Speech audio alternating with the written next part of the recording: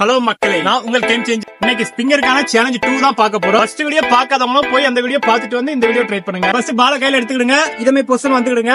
இந்த அளவுக்கு pen பண்ணிக்கிடுங்க. Pen பண்ணி இந்த ஸ்பிங்கர்ல இப்படியே போட்டுக்கிட்டு முதல்ல ஹைட்டா ட்ரை பண்ணிட்டு அப்படியே ஸ்டார்ட் பண்ணிட்டு போகணும். அப்படியே கம்மியாக்கிட்டு போக போக ஸ்பீடா மகளை இப்படியே ஒரு 10 மினிட்ஸ் பண்ணிட்டு அடுத்து மறுபடியும் என்ன பண்றீங்கன்னா அப்படியே பால ஹைட் கொடுத்து பழைய பொசிஷன் வந்துருங்க. இதமே பொசிஷன் வந்துக்கிடுங்க. வந்துட்டு ஸ்பிங்கர் போட்டுக்கிட்டு அப்படியே கீழே டவுன் பண்ணணும். என்ன பாத்துக்கிடுங்க.